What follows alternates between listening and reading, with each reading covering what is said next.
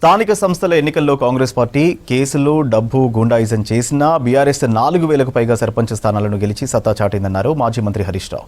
రాజకీయాల్లో అబద్దాలు ఆడడంలో రేవంత్ రెడ్డికి నోబెల్ ప్రైజ్ ఇవ్వాలని విమర్శించారు. ఓడిపోతామనే భయంతోనే రేవంత్ రెడ్డి కోఆపరేటివ్ ఎన్నికలు పెట్టడం లేదని ఆరోపించారు హరీష్. సంగారెడ్డిలో గెలిచిన సర్పంచ్, ఉప సర్పంచ్, వార్డు మెంబర్ల సన్మాన కార్యక్రమంలో పాల్గొన్నారు హరీష్ రావు. ఎప్పుడైనా లోకల్ బాడీ ఎలక్షన్లు, సర్పంచ్ ఎలక్షన్లు అనేవి రూలింగ్ పార్టీ 90 పైసలు గెలుస్తుంది, ప్రతిపక్షం 10 పైసలు గెలుస్తుంది.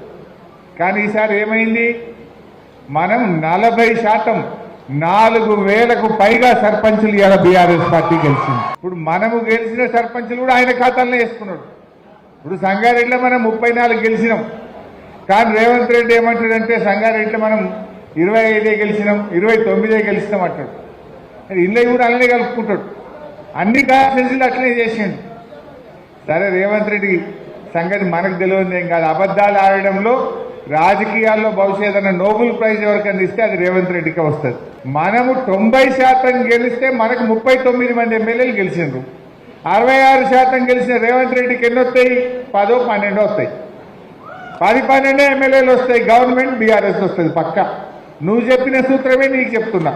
పంట పండాలంటే ఏం కావాలి? నీళ్లు కావాలి, కరెంటు కావాలి, ఎరువులు కావాలి. కానీ రేవంత్ రెడ్డి ఏమంటుండ్రు? యాప్లు కావాలి, మ్యాప్లు కావాలి. ఈరోజు యాప్ల కోసం రైలు నిలబడితే చాలా చోట్ల టెక్నికల్ ప్రాబ్లం అంటున్నారు. యాప్ ఓపెన్ అయితే లేదు. ఇక రైతులు యాప్ల కోసం రైలు నిలబడమే. రేవంత్ రెడ్డి నువ్వు ఏం చేస్తున్నావు? సీదా ఎందుకు ఈ యాప్లు ఎందుకు, ఈ లైన్లో నిలబడేందుకు, ఈ రైతుని కోసం ధైర్యంగా పనిచేయండి.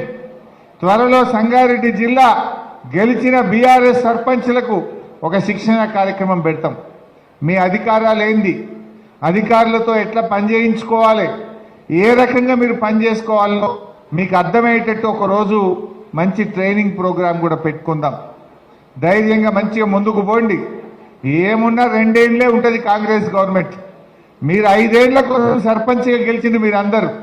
అవతల ఉండేది మళ్ళా 3 ఏళ్లు బీఆర్ఎస్ గవర్నమెంట్ ఉంటుంది. మన కేసీఆర్ గారేమో ఉంటారు.